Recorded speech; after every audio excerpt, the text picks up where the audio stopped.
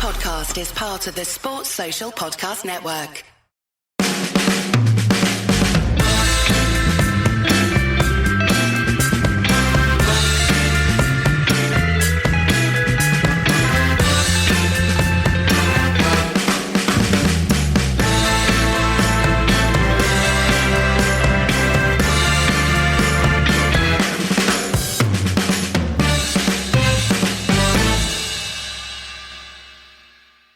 There's almost no football to talk about coming up because United are out of every cup competition invented, well, at least domestic ones. And so we'll have a game against Crystal Palace in sort of 10 days' time, and then another few days to Olympiacos and another 10 days to the next league game. But we do have a couple of games to talk about that just happened. Yeah, I mean, although every week I listen back to the podcast to see how it sounded, and generally speaking, we say at the beginning of the show that we'll preview the games coming up this week. Normally by that time we've been talking for an hour and we just make a guess at what the scoreline's going to be. So I don't think it really affects the quality of the show that we've not got any games to look forward to. Well, no, that's true. It couldn't get worse anyway, could it?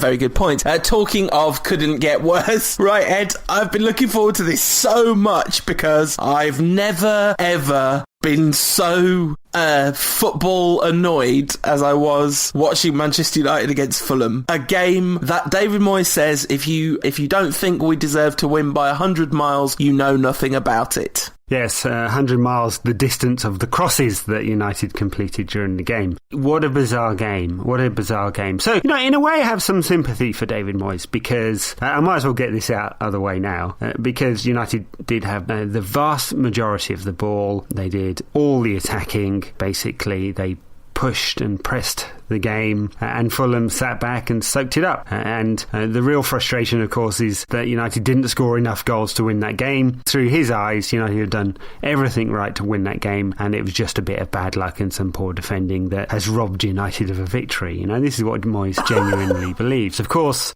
we might have a slightly different analysis of what actually happened in the game, right?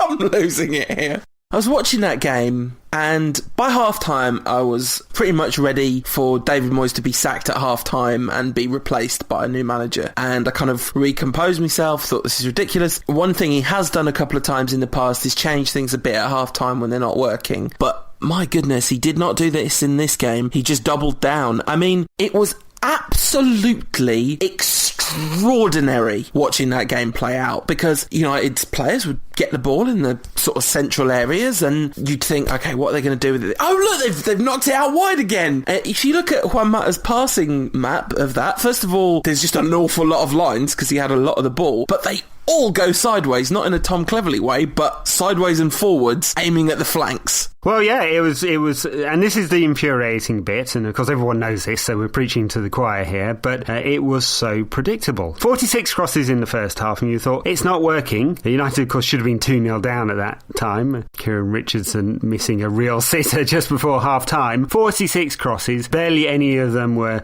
reaching a man, and the reason they were not reaching a man is because they were aimless crosses from deep, and this is the real frustration. No one is saying that playing with width is bad. It's not. Barcelona play with two wide players. So do Bayern Munich. In fact, some of the very best sides in history have played with wide players. It's how you use them, and it's part of a varied plan of attack. There was no variety. United had one game plan only, which was get it in central midfield, knock it out wide, bang it in, and it didn't really matter whether this was from right on the touchline, 40 yards from goal, or 50 yards from goal, or at the byline, because United had worked a space. And in fact, United worked very few spaces behind Fulham's defence. They were mostly balls just floated in. And Dan Burns said it afterwards, and of course, he got a lot of press for saying, I haven't headed that many balls since I was in the conference. And his point, although a little flippant, was that was pretty easy and it's pretty basic football because that's what you do when you play at a lower level. You don't have the subtlety to get behind a defence. You just knock it in and play the percentages, and that's exactly how United played. I mean,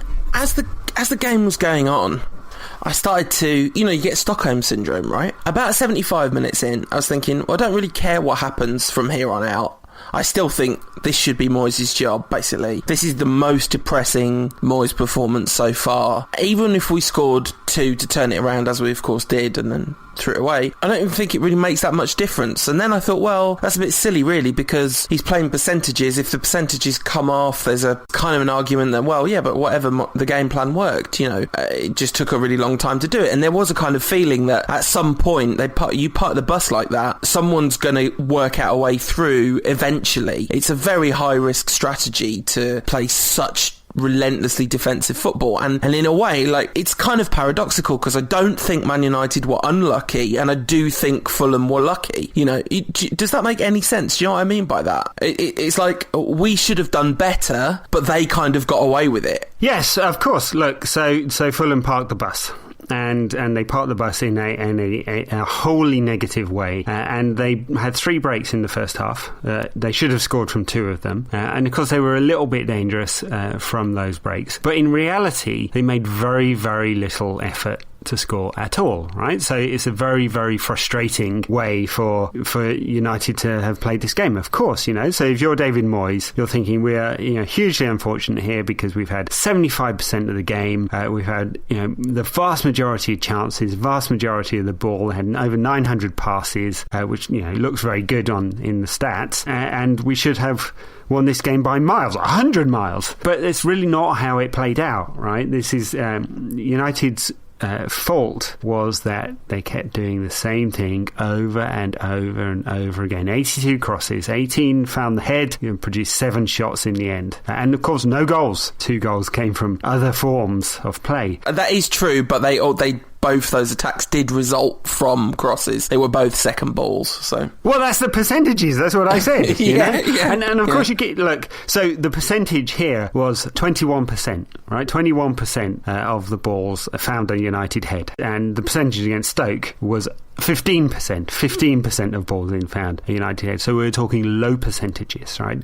Crossing can be very, very effective. Now, look at United when we had David Beckham in the team, for example. Such a superb crosser of the ball that you got him in space and he would find someone because his ability to cross was that good, right? It was precise. It was a precise form of attack. Right now, it's not a precise form of attack. And there are other ways United could attack with a whole bunch of very talented players. Now, you've got Robin van Persie, Shinji Kagawa, Juan Mata, Wayne Rooney, Ane Yanazai, and then, Nani's injured at the moment and barely ever gets the game, and then Ashley Young, who hopes only in reserve, and then Antonio Valencia. And of those, only really Antonio Valencia is what you might call a traditional winger. And only Adnan Januzaj out of all of those can actually put a proper cross in. Well, yes, and that's probably not going to be his final position, is it? We think he's got a little more talent than that, and that's to say that if you've got some real talent, play it through the middle. United are over a pass per game down on last season in terms of through balls from central areas, and we're top of the league for crossing by miles, in fact. Just on the basis of that Fulham game.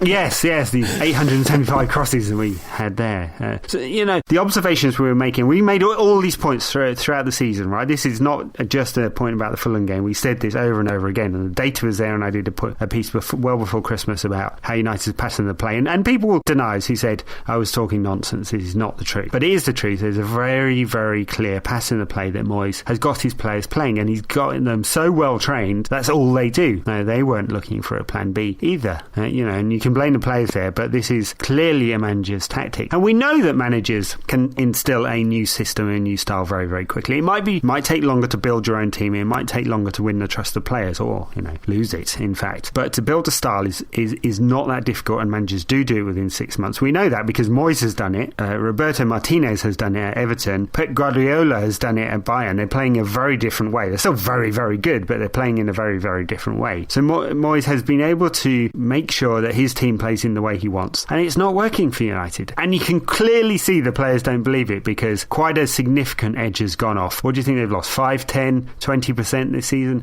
It's a lot. Well, let's count the points. Let's count the percentage of points they've lost, and that's about the percentage drop-off. Anyone blaming the players for the performance against Fulham, it's one of those things where it's like, okay, well, just let it go. People can think what they like. If you don't hold the manager culpable for that performance, I just don't know what page you're on. The truth of the matter is, senior players also did let him down. Both United's goals were absolutely preventable. I mean, Rooney just giving away Sidwell for the first goal, just letting him, he kind of tracked him most of the length of the pitch, then let him go for the last bit. Vidic didn't do nearly well enough to pick up Sidwell. And then for the second goal, Michael Carrick is beaten to the ball in feeble fashion. You know, Michael Carrick is the version of Michael Carrick that the people that hate him think he is this season. Come on to the Arsenal game, but what he did in the last 5 seconds of that match, I've rarely been more appalled by a footballer's decision making in my life, to be honest. If it's not, you know, I'm talking about their decision making in terms of use of the ball. Obviously, personal behaviour, decision making is a different question. But the back pass he gave at the end of that game was really offensively bad. But yeah, so Moyes was let down by his senior players, but it was a pathetic, inept, abject, awful display of football management. You know, and frankly, you know, at the end of that game, I said, you can give him time if you want. It's not going to work right now. I've thought about this quite a lot, and I think every part of my analytical football brain says, I don't think this is going to work out. And then there's a big chunk of me that says, but my analytical football brain is not that good, so there is a real chance that I'm just wrong and I'm just reading this situation wrong. But I reckon that the chances of Moyes being thought of as a successful football manager for Manchester United are absolutely minimal on the basis of everything we've seen so far, especially that Fulham game. Well, the chances, according to the bookies, are 4-6 on that he'll never win a trophy with Manchester United. And I tweeted that out and got a hell of a lot of abuse for it. Interesting. A lot of people saying, oh, what about the Community Shield? Sorry, not counting that. Not counting that. We had this debate at the beginning of the season. That does not count. That is a friendly that all the managers treat as a friendly. And anyway, Alex Ferguson got United to the Community Shield. Not having that as Moyes' trophy. No way. Never. Not a chance, ever, and I'll never change my mind on that one, unless we're really desperate. We are. It's not going to get worse. Yeah, well, we are. So point being, the bookies do not believe that Moyes will ever win a trophy as United manager. And, you know, that's on the basis of his performance as United manager to date. I have to say, I find it very difficult to rationalise this one and say in my head that I agree with a kind of Moyes out philosophy, because I think after 6 months, it is ridiculous to think that someone can perform up to their very best ability with a team and get the team on the same page within 6 months. You couldn't do it in the office. And I know, because I've run many teams in offices, and it's very difficult to get an established team on side in that time. So I kind of feel sympathy for him in that sense, and it's quite clear that the players have become complacent. Look up the word complacent, and it's a definition that you can apply to United this season. There's a lot of edge lost. Now, why has that happened? Is it because the new manager's there, or is it because they are not applying themselves in the same way anymore, or they believe they're off? A number of them do anyway. So that bit I have a bit of sympathy for Moyes for. The tactics, though, are completely his. They're completely his, and I think they're one-dimensional. I think they're archaic. I think they're almost from another era, in a time of, very progressive football tactics and a lot of innovation, and a time when teams with a very specific marked style and coaches with a marked style seem to be dominating. Moyes is a reactive coach that plays his teams in a very old-fashioned way. It's not far out of the Charles Hughes book of coaching. It is playing the percentages. It's not quite long ball, so he's not John Beck. He's not going to ask United's ground staff to put sand in the corners and United are going to launch it 80 yards all the time. It's not quite that. But it is still percentage football, you know. The passes that happen for United are about working the ball into a position where you can get it wide, and then you put the aimless ball in, and that's the really frustrating thing. So that part of me agrees with you and says that I don't care how many good players Moyes gets, he's probably going to always play this style. And people say, oh, get better players, he'll change the United style. I don't believe it. I just don't believe it. And here's a really good piece of evidence.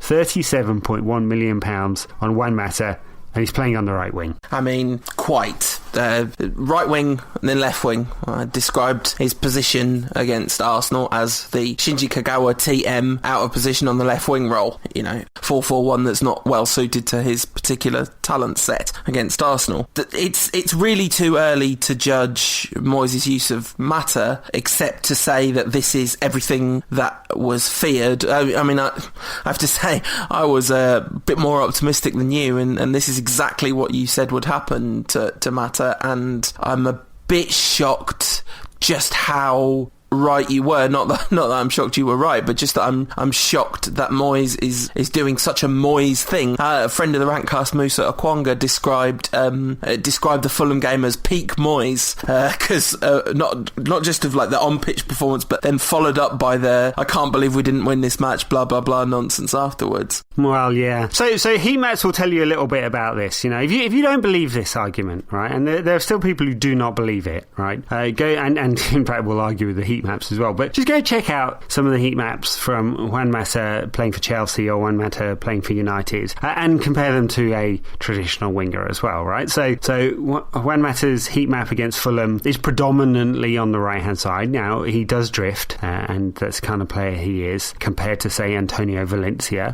who's much more of a touchline hugger. They are a bit different, and Juan Mata will play more time in central areas than Antonio Valencia will, but he's predominantly off the right, and it definitely restricts his ability. Jay in Essex on Twitter said it's like brushing your teeth with Dom Perignon. It'll do a job, but you're not getting the full effect. And I mean, it's very right. It's very right. You are restricting Mata to less than his full self. I mean, I always said that Shinji Kagawa was 75% of the player when playing out left than playing in the middle. And when he's had the chance in the middle this season, he's only occasionally sparkled, but he's had so few chances. And I think it's probably the same for Mata. I think Mata's a little more flexible. Maybe he's only 90% of the player when he's out right. But that's a lot you're losing. And I think the key difference is probably 100% of Mata is better than 100% of Shinji. No, I love Shinji, but, you know, Mata is something else. I don't know if you had a chance to check out the GIF that Beautifully Red tweeted.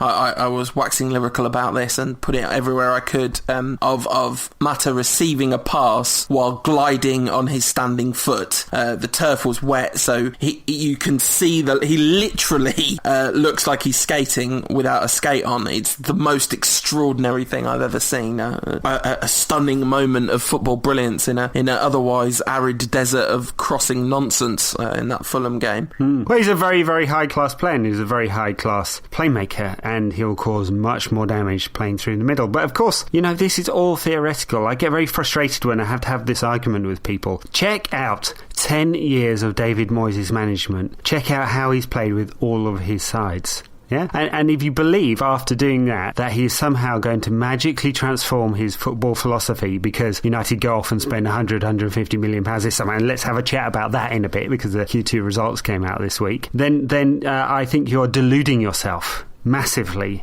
Now, whether you believe that Moyes is the right manager for United long term, or you think he should go, you know, wherever you are on that spectrum, one thing you should believe is that he is not going to change how Manchester United play. He has a way of playing, and this is it. So my question for you, because I've clung on to the idea that he can change. That's the root of the bit of me. The only reason to give him time is to see if he can adapt to managing at a higher level. But he's showing no signs of that. In fact, he's becoming more entrenched and more defensive, which is very understandable and a very kind of classical human response to stress. You know, when you feel victimised, you tend to retreat into yourself. And he's very clearly feels victimised. He talked about luck in his pre-match programme notes against Fulham. It's out of control, and he used the word try 6 or 7 times in 2 minutes in an interview with Jonathan Pearce, who, let's face it, is fairly trying, but still. The idea that Moyes won't change, why shouldn't we just act decisively? And it's not working out. Nothing much is going to shift to enable it to work out. The financial situation is such that if he spends unwisely, it could be potentially devastating for quite a long time to come. Why is it your view that it's ridiculous to get rid now? Well, I don't think United gain anything from getting rid now. Nothing at all. We're not going to make fourth now. Sorry, just the way the team is playing. Even if you fired the manager and United won, 12 or 13 games. I think we've only got 12 or 13 games, haven't we? Between now and the end of the season, I don't think United will make fourth. There's too much ground to make up. It's 11 points and goal difference, so it's effectively 12. 4 wins in that time. Liverpool playing very well. I just don't believe it. In fact, you need 2 teams to fail, Liverpool and Tottenham.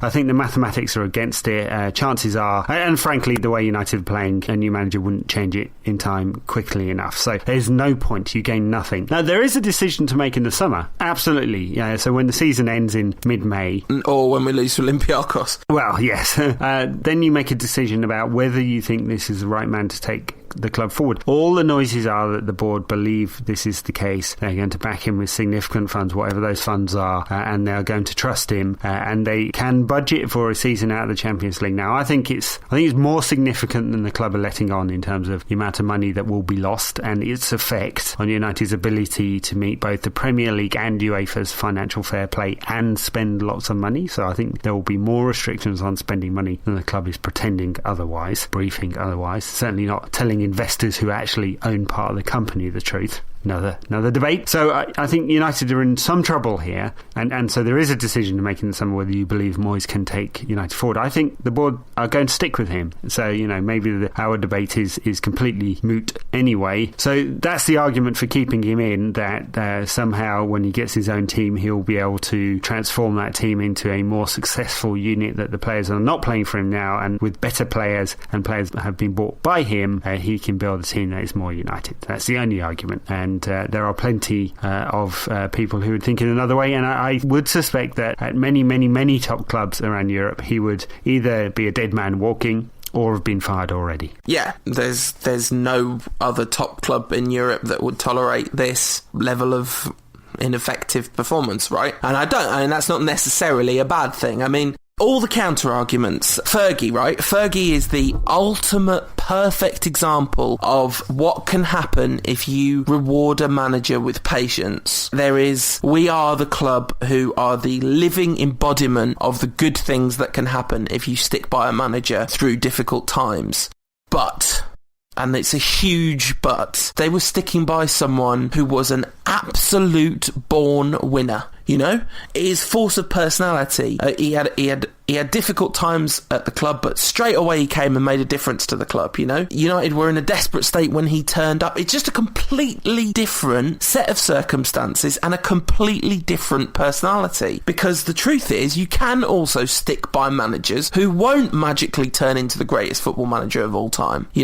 And I think the summer, I don't know, you're right, the board are not going to get rid of Moyes, we don't think. I mean, I think surely the main reasons they're not is because he's been publicly anointed by Fergie, and Fergie must certainly have influence at boardroom level. Well, he does, he most certainly does, and he made sure that Moyes got the job, so Guardiola and Mourinho, so the word has it, were both given very short shrift, discussed and then dismissed, because Ferguson pushed very hard for Moyes. So Ferguson is influential, and he will be influencing the belief that Moyes should be given more time. Look, this is an open question for everyone, really. If you buy my thesis that Moyes will not change, right, even with better players, he will be playing this way, you have to buy into the belief that for United to be successful at domestic and European level, that Moyes' style of football will be successful with better players. Right, you have to believe that, and if you don't believe that, then it's a little hard to justify Moyes being in the long-term position. And so we're in this dichotomy where very few fans, at least those that have long-term fans and not the kind of fickle social internet crowd, believe that you gain much from hiring and firing and having a rotating door policy at Old Trafford. Yet many people will be of the belief that it is very difficult for David Moyes to be successful when he sets his teams up like this. Yeah, and if you hire the wrong person for the job, then the argument... I've got a kind of ill-thought-out thesis developing in my mind of why there is an argument which says, certainly at the end of the season, replacing David Moyes is not random, knee-jerk short-termism. It's not, he had a bad first season. It's, he had an absolutely horrific first season, at which at every step of the way, when he had opportunities to demonstrate himself as being good at the job, he failed to do so and instead revealed himself to be a poor choice for the job. Well, you said victim. He's a victim and he's a loser. And those are the two traits that come out very, very strongly in his press work. It's not my fault. It was the ref. It was bad luck. I don't know what we have to do to win. Blah, blah, blah, and blah. And it's he gives a very, very poor account of himself as a result. He does not feel like a Manchester United manager. And with each game, it feels like it's getting worse. Of course, the stock market has its own view of it, and 22% down the Manchester United share price in a year, and that's pretty devastating. In fact, in less than a year, because that's since Ferguson retired in May, off from $18.50 to just a touch over $14.50 now. That's the investors saying, even though Manchester United keep reporting stronger and stronger financial results, that they have no faith in this business on a 12-month rolling basis. So, there's lots of people that do not believe Moyes is good for United. It will be a decision for the board. It feels like they are going to stick with him come what may, and he will get those 2 years. Ed Woodward didn't say it directly, but intimated that United will budget for a year out of the Champions League. They probably won't for 2. If we're in this position again, say just after Christmas next year, he might be in real trouble, David Moyes. So, talking of financials, do you want to talk a bit about Q2 results and the transfer window and all that stuff, and the devastation of the Champions League thing before we get onto the Arsenal game? Yeah, okay, let's do that, and then we'll have a chat about the wondrous high-quality game that was Manchester United versus Arsenal on the PlayStation. Certainly wasn't in real life. Yeah, so Q2 financials out this week. Very, very positive. Big increase in sponsorship revenue. Big increase in broadcast and media revenue. We knew these two things already. Slight drop in match day income, but really because there was one less Premier League game and one more Carling Cup game, so it balanced it out. Nothing to be too concerned about if you're a bean counter at Old Trafford. All the good news you'd expect, really. Pretty strong year-on-year rise in costs, almost entirely down to player wages. Of course, we know that there's going to be some significant costs coming off the budget in the next quarter and a bit, don't we? So all round, it looks like a very positive financial performance from United on a rolling year-on-year. So aggregate this quarter up. Over the next year, United will top £500 million in revenue, basically. So it's very, very strong performance. That's not counting what's going to come off in the Champions League. So taking into account winnings and games, United will probably lose about £45 million or so in revenue. Kind of depends how far you expect United to go, but on a kind of median performance, maybe about £45 million in revenue. There's a very good blog post on the Andy Green's andersred.blogspot.com going into more details about this. United will pick up some revenue from the Europa League if we are in it. The prize money is terrible, so if you win it you get about 10 million euros as opposed to tens of 10 millions of euros in the Champions League, but it's gate receipts as well, which is significant. So United will lose a lot of money from not being in the Champions League. Interestingly, might lose more money from missing out on the USA Tour, because that's very lucrative for United, and there is a clash between Europa League qualifying and that tour. Couldn't play in both because it's a tournament they've signed up to in the States, so they are committing to the full thing, which was interesting. I wondered whether they might commit to something more flexible, but they haven't, which is interesting. So anyway, positive on the financial sense. The market has reacted pretty badly. They're down to 14 and a bit dollars on the New York Exchange. It's off over $1 since the results were announced. As I said, it's over $4 off in over the year. It's nearly 22% off when the stock exchange is growing very strongly. So this is a terrible performance according to the stock exchange, which is interesting when the financial performance is so good. So why is that happening? So you would, as an investor, you would apply what you'd call a forward PE ratio, so price over equity. So it's basically saying, what are the growth prospects of this company? They all look very good from a financial sense, except for the broadcast and media and prize money and commercial stuff that's associated with the United success. So it might be some short-term thinking, might be some speculation on behalf of investors, but some of those long-term investors are saying, at least in that 12-month window, we do not believe that United will grow, therefore we're getting out. And, it's debatable whether United will be net up anyway, given that there will be a new shirt deal coming up soon, so a shirt manufacturer deal. Chevrolet has kicked in, new TV broadcast money kicked in and so on. So, I think United will perform all right financially without Champions League, but it's definitely a hit to United's business model. So I've detected, Ed, a note of pretty serious cynicism as the club have been yet again spinning the war chest line in the press. You seem to not be at all convinced by that line. Well, I've spun that line for years. 8 years, in fact. So forgive my cynicism because it hasn't happened yet. One of the actual things that allows me to feel a bit more concrete about that is there's a couple of things that Ed Woodward said. One, he wouldn't confirm that there was a significant amount of money to be invested. He wouldn't confirm to investors who asked him on the analyst call about that. So, of course, you would not reveal your strategy in a public sphere because competitors would know, it's pretty standard practice. But you will give guidance to investors on what they can expect in terms of capex outlay and revenues, and they certainly gave revenue guidance. And so this is interesting. So investors only know half the story, and if they're refusing to give the investors the full story but spinning to the press in the background that Moyes will be given £150 million to spend this summer, it makes me feel a little bit cynical about what their actual intentions are, because we've seen this so many times before. Remember around Rooney's contract when Manchester Evening News ran with that £150 million, and many other outlets said that United would spend significant amounts of money strengthening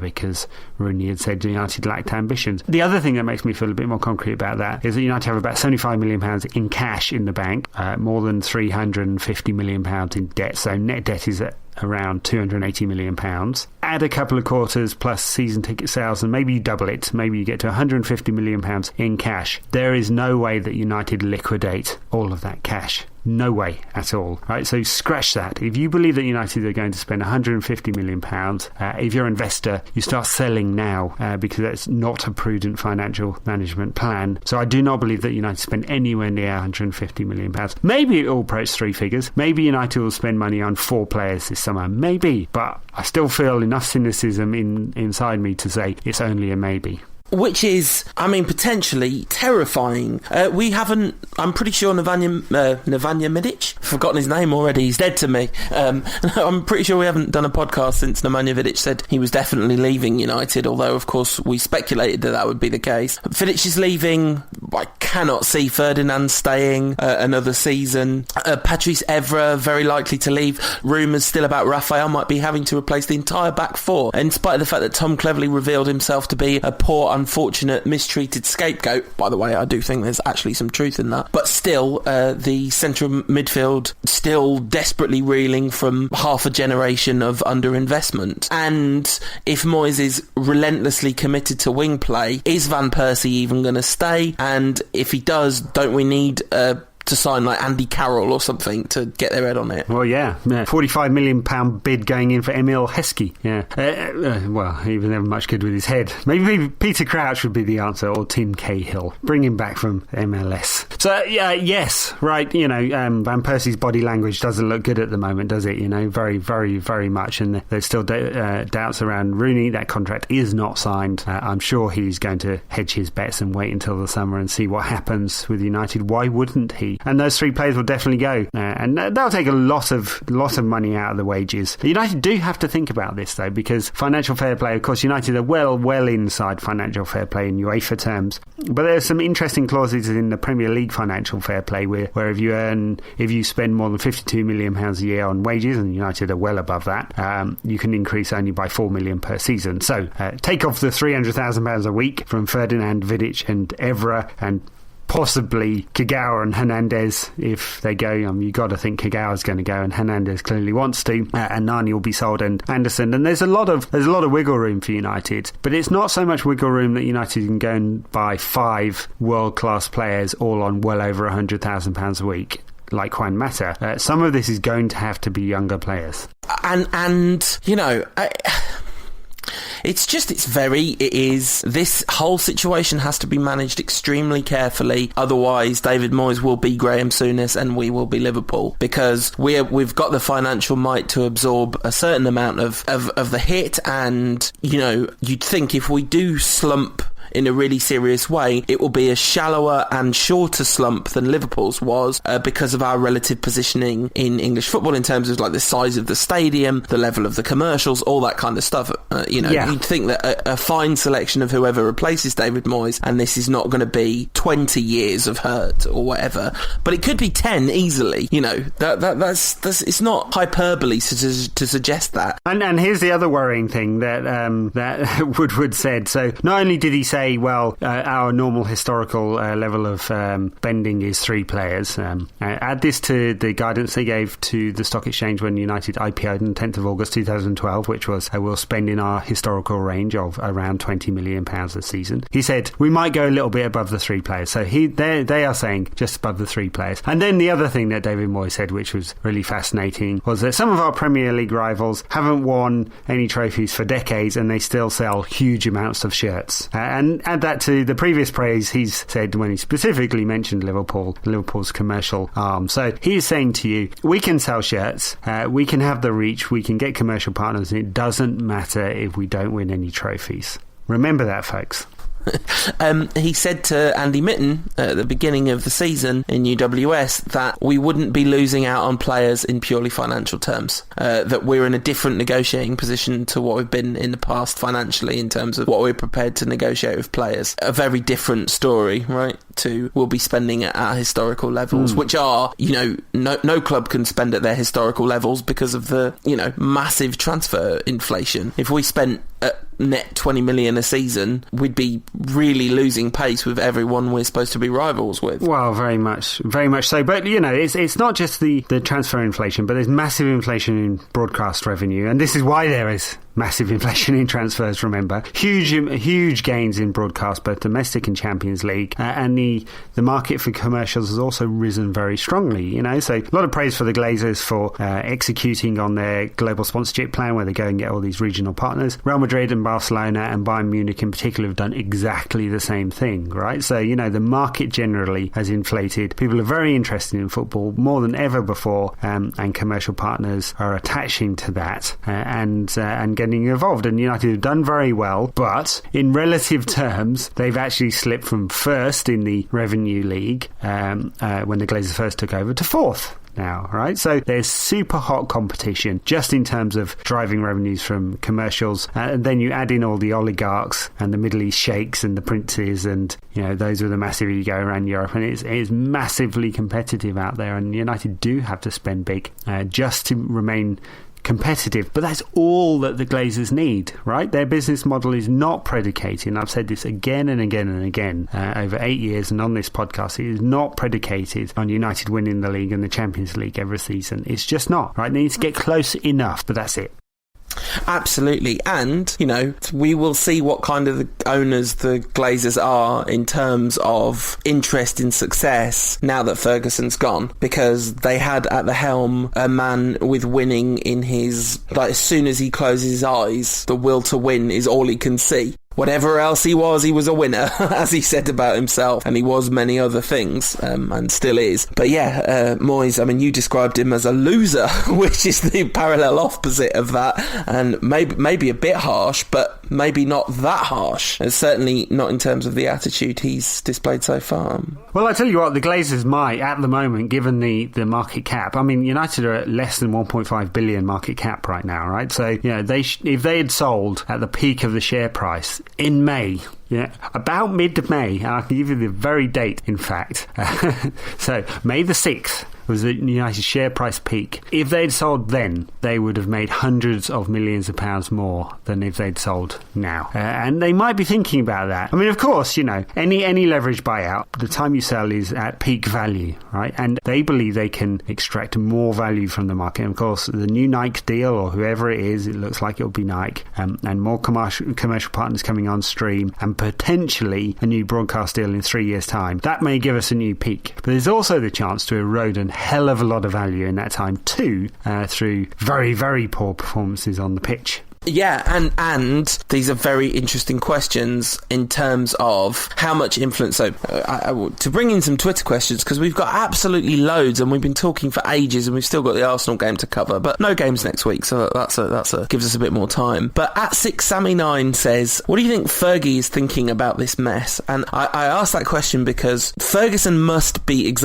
still be exerting influence behind the scenes, and he always gives credit to Bobby Charlton for being a massive advocate of him keeping the job, and you'd think that Bobby Charlton would probably be of a similar mind about Moyes, but maybe not quite so much, because Moyes is not Bobby Charlton's man in the way that Alex Ferguson was, you know? He's Fergie's man. But the Glazers they're only going to go so far with following what Fergie says is a good idea, right? Well, yeah, and they've fired several coaches, Tampa Bay Bucks, right? So they have done it, and the median time seems to be about 2 years, you know? That's what the last coach got. Of course, you get a lot less games in NFL, but yeah, I think they will give him approaching 2 years, let's say, you know, somewhere like that. And Fergie is going to exert quite a lot of influence. But back to the question, well, it depends how cynical you want to be, right? So the positive view of this is that Ferguson will support Moyes, believes in Moyes, it was his man, and that he's going to give him all the backing and advice that he needs, and be standoffish when he thinks he needs it, and all of the right stuff to give Moyes the absolute best platform to succeed. The really cynical view is this one, which is Ferguson is quite interested in protecting his legacy, because he's always thought about Ferguson first, Manchester United second, and he doesn't mind that much that Moyes is failing, because with every day that Moyes fails, Ferguson's stock rises higher, if that was possible. Yeah, and that is an ultra cynical view, but surely I think that probably the way Alex Ferguson's ego is wired, the notion that if you read his book, and if that reflects any truth of the way he thinks about himself, the idea that he could have made a mistake in the selection of his own successor will not be something that he finds it very easy to contemplate. And I suspect that when the Ballad of David Moyes is written, Fergie's role will be lamenting that he was not given the time to succeed as he eventually would have done, cursing the short-termism of the idiots that hounded out the legacy of Sir Alex Ferguson, and if only they had seen what he had seen, they might have been able to see the light. But there we go. Yes, well, let's do you want to get on some Twitter questions? Yeah, let's do it. At Machine Gun says, assuming Moyes stays, would you be okay with losing favourites like RVP, Chicha, etc. if their replacements would suit Moyes' brutally simplistic cross-heavy style? Or would you rather United held on to the technical guys, so when Moyes gets sacked, the club can resume normal business quicker, even though they'd have to lose/suffer more first? Wow, that's a loaded question. Wow. Of course, Machine Gun, very entertaining guy on Twitter, is firmly in the #Moyes out camp.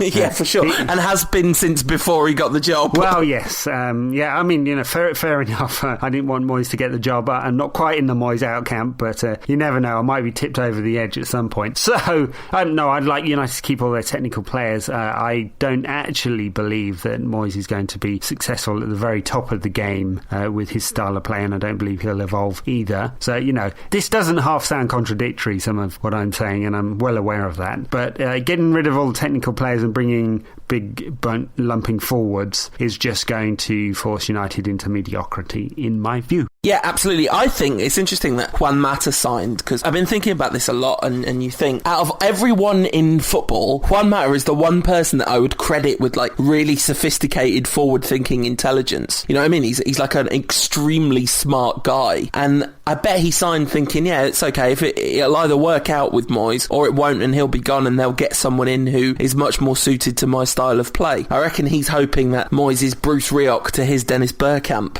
Wow. Yeah, maybe he is intelligent, Juan Mata, and he's got a very nice blog, which is personal and doesn't appear to be written by PRs, and if it is written by PRs, they've managed to personalise it in a very nice way. Oh yeah, he writes that himself, every word of it, I'm sure of it, on a MacBook Air, no doubt. No doubt. At Callum Orr says, would you rather be a flightless bird or a flying fish? Flying fish, obviously, because like swimming is pretty brilliant, and then you get to fly, but being a flightless bird is pretty rubbish. You just walk around. Moyes a flightless bird with one leg. He also asks, with Rio, Zaha and Hernandez undermining Moyes on social networks, has he lost to players / did he ever have them? It's interesting. Lots been made of Zaha's super passive-aggressive Instagram as a picture of Solskjaer bring him on, saying it's lovely, it's amazing what happens when someone believes in you. And he goes, oh no, I didn't mean anything by it. I was like, of course you didn't. Then there's Cheech putting a picture of himself with a microphone saying eventually a lot of things will be spoken. It's like, oh really, Cheech? His passive aggression is as high as his Flappy Bird scores, which are pretty high. Rio, he's just never, he's obviously not gone on with Moyes since Moyes played him 6 games in a row, absolutely wrecked him, and then didn't let him play again. Although, of course, he came on against Arsenal, didn't he? So, not completely frozen out, and apparently he will be heading off to the Dubai training camp / holiday, which they've, of course, all earned. But anyway, getting to the point of the question, look, I think a little is made of this than is really necessary. Yes, it's passive-aggressive to put those pictures up on social media, both Zaha and Chicharito. Does it really matter? More damaging, of course, was Rio leaking the team sheet to the press every week. Allegedly leaking the team sheet to the press. Don't you know it, Rio? But a lot of this is a symptom, and I said this on the time when it first came out about David McDonnell getting the team sheet, that this is a symptom of an unhappy dressing room. They don't talk to the press when they're all on the same page and they're fighting the same fight, right? They are not happy, many of them. And you can see it on the pitch as well. And some of the big names in that dressing room are not very happy. No, and we'll get on to a bit more of that during the Arsenal game. Van Persie posted him a picture of himself and Vidic saying, me with my brother Vida, with a little, this is great emoticon. I think that might be a hint, yeah? He's out in the summer too. That's what he's saying. Well, yeah, of course, Van Persie had a pretty poor game against his future club, didn't he? Yeah. At Follow My Trawler says, do you think Moyes has watched The Wire, and who do you think his favourite character would be? No, I don't. I think that would be far too subtle for David Moyes, who wants instant gratification. Get it out wide and get it in, son. I think if he has watched The Wire, it's that baddie boss from the first series. Is it Rawls? I think it's Lieutenant Rawls. Yes. Well, I think that'd be Moyes' favourite character. The big questions. Every cop show has to have one of those. Yeah, they do, and every Man United's got one too at the moment. At JH1993_MUFC, with the big question, what do you like on your toast? I don't eat toast. Bread's bad for you. No, it's not. It is. I really don't eat toast. My body is a temple. Have you never eaten toast? No, I mean, I've had it occasionally. Jam's all right, a bit of honey, Yeah. Not really a Marmite fan. I don't hate it, though. I mean, I'm ambivalent. I think the advertising's rubbish. Me too. I totally agree with you on that. Cheese on toast is the ultimate form of toast, but I like honey on toast too. At All or Nothing Mag says, he's a Celtic fan, so he means Manchester United. You seem to have lost your swagger. Can a David Moyes team ever swagger? He says, brackets, I like swaggering. One of my favourite people on Twitter, at All or Nothing Mag, hence the question. We have lost our swagger, and I'm not sure David Moyes knows what swagger means. Agree, yes. At Julio_G says, on a scale from 1 to murder spree, how angry did that character cleverly pass get you at the end of the game? At Steve says, am I the only one who absolutely lost the plot when witnessing that back pass? Well, no, and look, let's wrap this into a discussion of the Arsenal game, because there's not much to talk about in the Arsenal game. It was a terrible match. The quality was absolutely dire. You couldn't blame the weather conditions, because it stopped raining and it wasn't windy in that big stadium. It was, in fact, very nice conditions for playing football, and you had two teams that did not want to win, or conversely were too scared about losing to play. Both of them were at it. United were very, very cautious and negative, and the précis for that entire game was that last 30 seconds where Carrick passed it backwards. Moyes seemingly wanted United to push forward, although I take that with a pinch of salt, because that was not evidence of Moyes' approach. United were very cautious. Yeah, absolutely. He mentioned heat maps earlier. Wayne Rooney's heat map, extraordinary in that game. Did not set foot inside the box.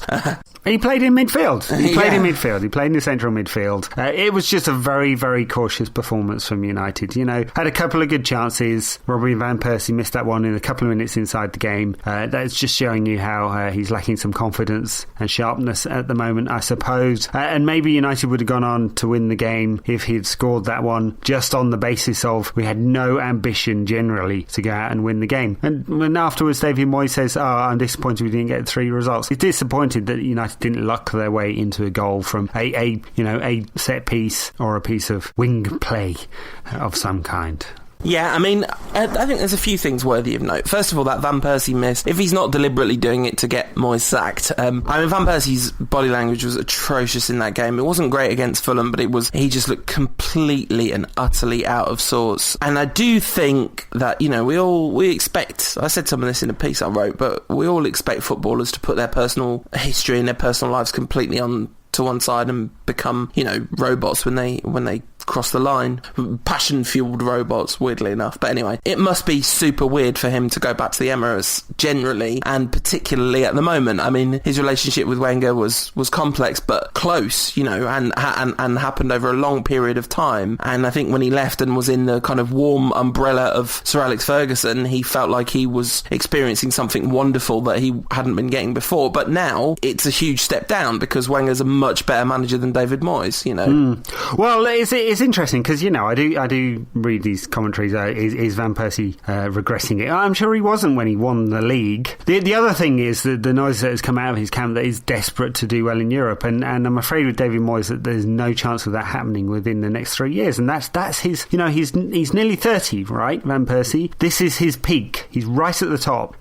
He needs to cash in right now. And I don't mean in terms of money. He's got more money than he'll ever need, and he's on a massive contract that befits his status in world football. This is about cashing in terms of trophies, right? And he's gone from a team that won, none, basically, during his time, to a team that he thought would be challenging on all fronts.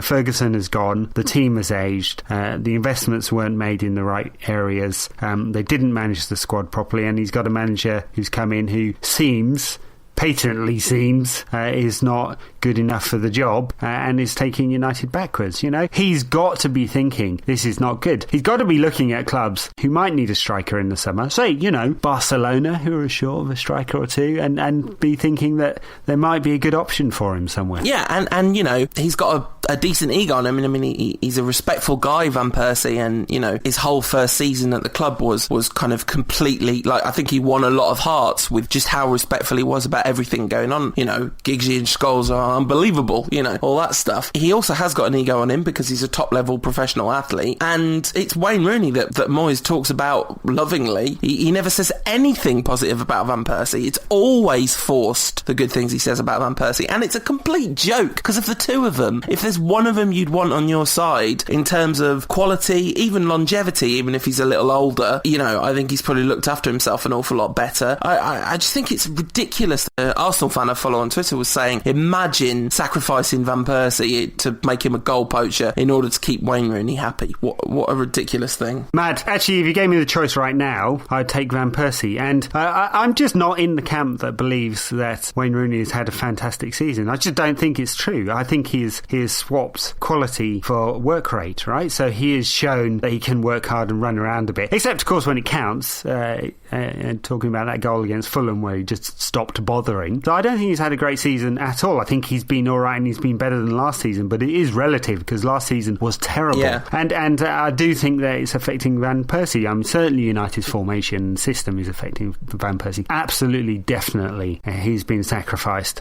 in that. And I think his confidence has been affected. And I think the way that Moyes talks about Rooney in this obsequious fashion has gone over the top. And he is not managing the rest of the players in the right way or the same way. No, absolutely. And it's further evidence that Moyes is not the man for the job, and the sooner United act, the better for all of us, So, look, we've had an hour of ranting about Moyes.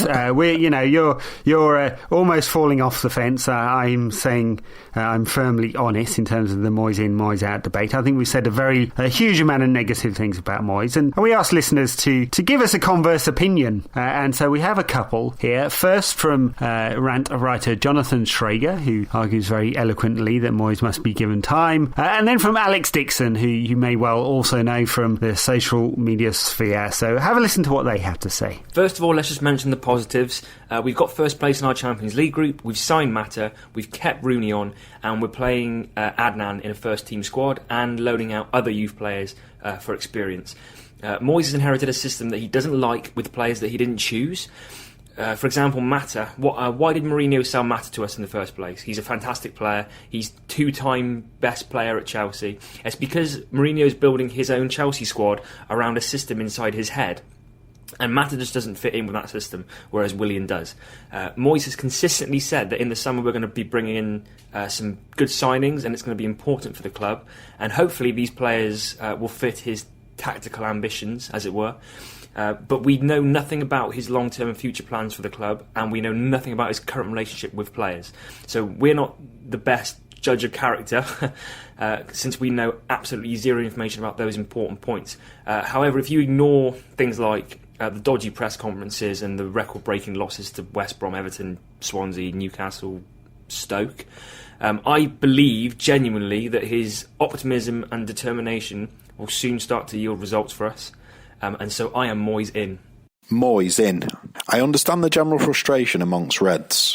Moyes did inherit the Premier League champions, so the vast majority of Reds and people inside the footballing fraternity rightfully deemed any finish outside of a Champions League berth as a failure. But I can't concur with the frustration if it's manifested by calling for Moyes' dismissal after half a season only. This is where contextualisation becomes essential. Now, I'm not blinkered by red specs. It's admittedly been dire at times with little sign of improvement or tactical nous displayed by Moyes, but I refuse to throw in the towel prematurely. One Evertonian pal of mine relentlessly bombards me with anti-Moyes rhetoric, so it's evident that some Evertonians believe Moyes couldn't manage for the Toffees.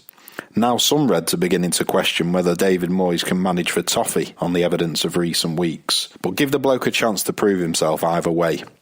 Perhaps my support of Moyes is pure defiance in the face of ridicule and criticism from opposing fans and media alike, but I'm content either way, as I feel it's predicated on the noble principle of giving everyone a fair crack of the proverbial whip, a long-standing MUFC tradition. More importantly, my support for Moyes is based on the long-term health of the club. It isn't solely about Moyes per se. It's about prospective ensuing managers should Moyes not prove himself to be the right man. And it isn't just the principle of not wanting to emulate the impatient hiring-firing policy of Chelsea. There's also a robust underlying rationale. We don't want to engender a highly pressurised environment at our beloved football club for potential subsequent managers, as this will inevitably lead to a vicious downward spiral. Of course, it's a dramatically different landscape to when Fergie assumed the mantle. For that reason, Moyes should be afforded 2 to 3 years, as opposed to 4 to 7 years, to win a piece of silverware and a major trophy respectively. My stance is largely rooted in the fact that Manchester United is a big enough club in terms of fan base and revenue streams to survive a couple of barren seasons. Hence, I don't think it will be to the significant detriment of the club to give him a go, and the benefits outweigh the detriment when harnessing a long-term perspective.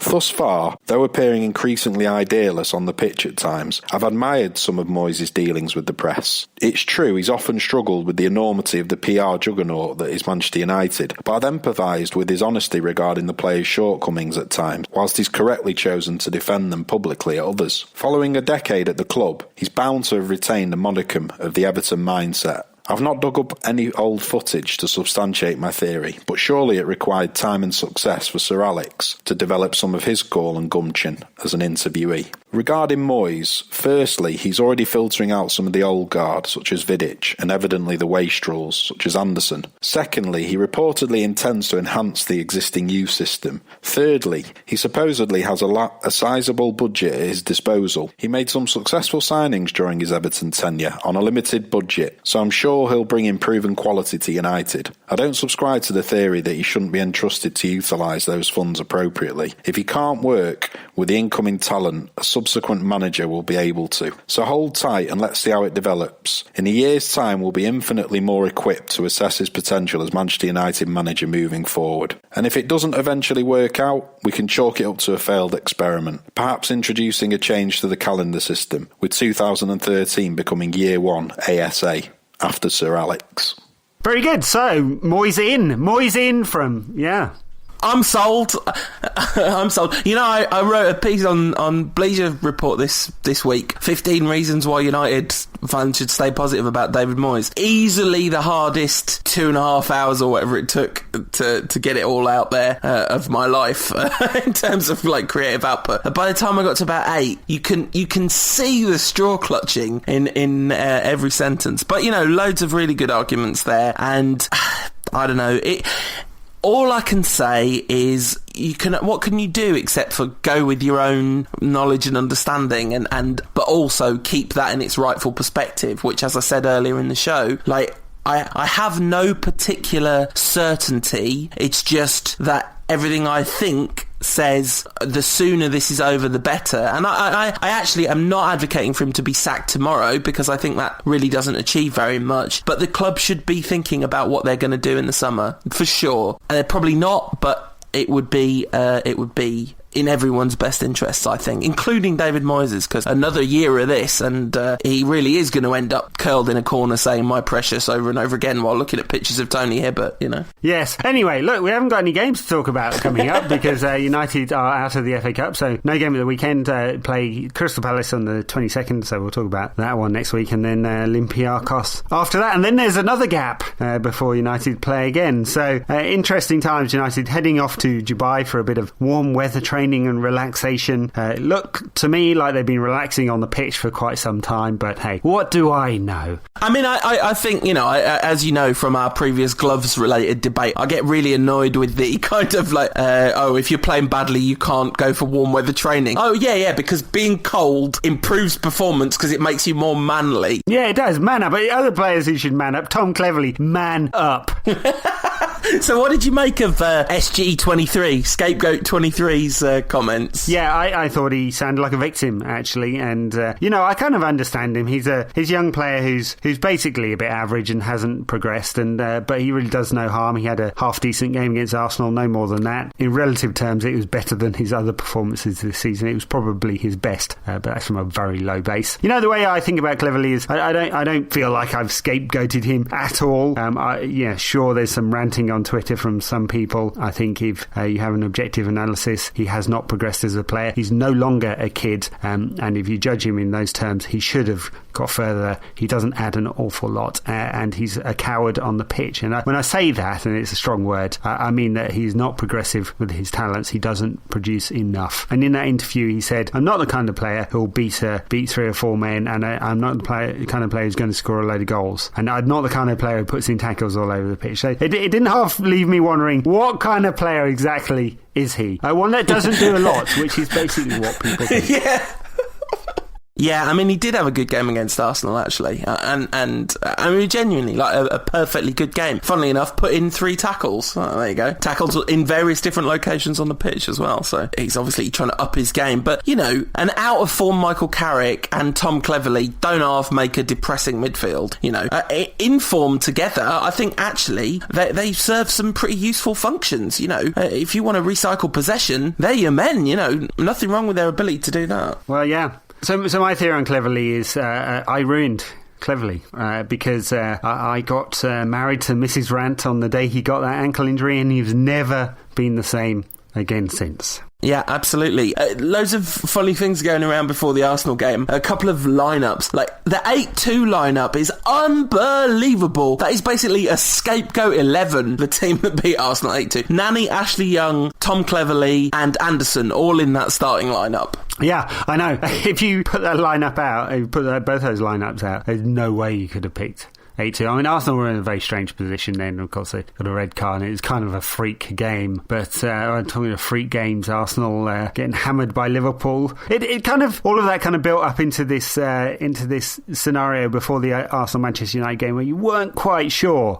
who was the top dog for that game. And I think what it did, it played out in a perfectly natural way. And of course, it's 2020 hindsight coming in here. But there were 2 teams that were very, very fearful. And a lot of players that were very fearful too, and you got a very poor quality game as a result. Unfortunately, being fearful and being conservative look very much the same in David Moyes land, and United have played like that almost since the first month of the season.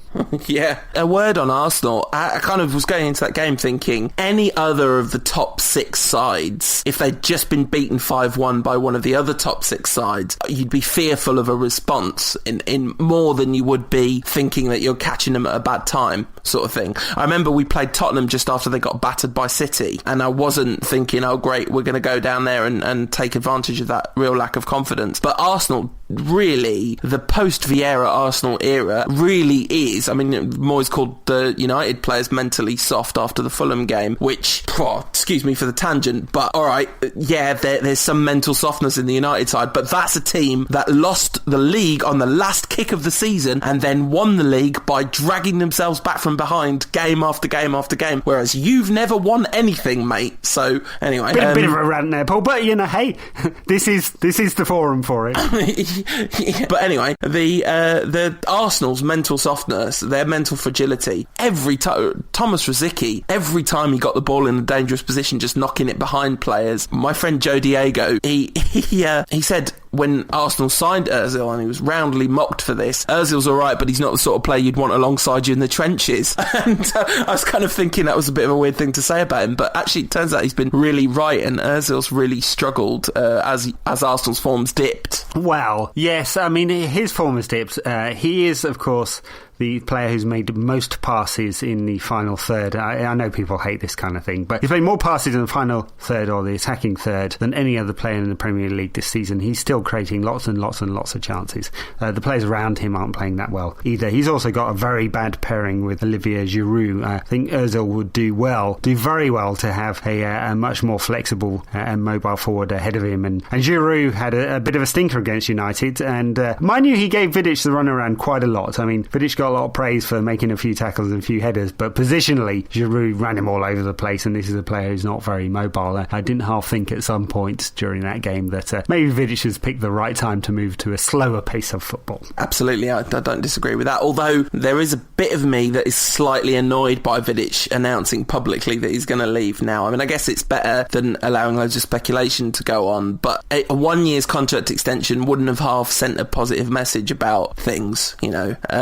But I guess he just wants, and it's completely understandable, because he'll extend his career by 5 years by moving to Italy, right? Yes, he may well do, yeah. And anyway, we will not be extending our careers by 5 years if we have to suffer in the way we have done in the past week or so under David Moyes. I think might throw myself in front of a bus before then. It's getting seriously depressing. Although the thing that keeps me going is the anger that I feel. I wrote a piece on the blog this week saying my inner chimp was very angry. If you read any Steve Peters sports psychology stuff, you'll know what I'm talking about. His percentages are like, my whole psychotherapy practice is based on the idea that his percentages are way off, by the way. 99% inner chimp is just crazy nonsense. Well, whatever percentage is my inner chimp, it was an angry chimp this week. Yeah. And you may be feeling the same out there as well. And there's no football at the weekend to make you more angry or less angry. So we're going to stew on this for quite some time as well. All right. So Ed, you've described yourself as thoroughly on the fence, and normally, like, this is a bit of role reversal, because normally I am king of on the fence, not because I'm inherently indecisive, but because I tend to think there generally is merits in multiple different arguments, and even in the Moyes situation, I do see the merit of the argument that says keep him. It's just not where I stand. So I know that you never wanted David Moyes to be United manager. I know that you don't rate him, and you've kind of talked about your own cognitive dissonance. When is, and you said 3 transfer windows. We had a question from Man United Youth who says, doesn't giving him a third transfer window create the problem where you then have to say, oh, well, he's only brought in these new players, so let's give him another year because you need a year after your last transfer window? Well, that's fine. Actually, I don't think you need a year after your last transfer window. As I spoke earlier, I think it only takes a few months to get a team to gel together if you're a good manager. Pellegrini did it, Mourinho did it, Martinez did it, Guardiola did it. So you think that basically, well, Brendan Rodgers has flipping done it as well, which is like frightening in itself. But you'd say like November this year, assuming things don't change, that's when you hop on board the Moyes out train. Yeah. So look, what will make me hop on Moyes out earlier than sort of 18 months into his tenure?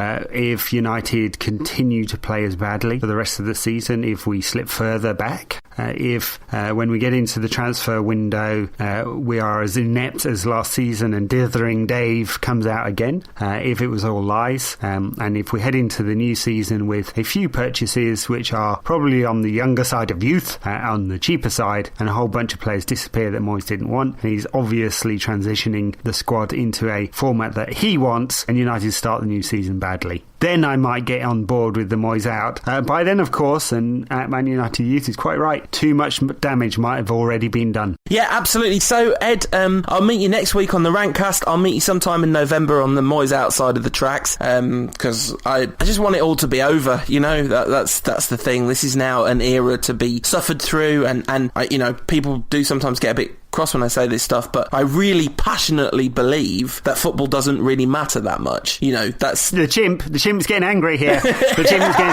football matters, and you know what else matters, folks? Start learning German, because we're going to persuade Jurgen, Mr. Klopp, that he wants a job at United. Maybe. Come on, Kloppy. Edward would call him a genius. Mind you, if Mr. Klopp did come out tomorrow and say, I'd really like to take the United job, I might be hopping on the Moyes out banner a little more quickly. I have to say, I would. Not only do I think he's great fun and very positive and would inject a load of positive energy into United, his team's playing in a really nice way. It's not tiki-taka by any means, but it's fast attacking Manchester United style football. Yeah, the perfect man for the job in many ways, you might argue. Anyway, look, enjoy your weekends, folks. Absolutely. We will be with you in another week's time. I realise this is a very, very long podcast, but we've had lots to talk about, so I hope you enjoyed it. In the meantime, you can get us on our Facebook page. We do inhabit it sometimes, much like David Moyes and attacking coaching. We pay lip service to it. We're also on Twitter, much, much more, so at United Rant for me and at UTD Rantcast Football. You can find Paul on Bleacher Report, where he will give you a list between 6 and 15 items on almost any subject you'd like to talk about and read about, as long as it's Manchester United. And you can find us on the iTunes page. You can donate if you want to add to the donation where there is United Rant, and we'll see you soon. Thank you very much indeed, and we'll be back next week. This podcast is part of the Sports Social Podcast Network.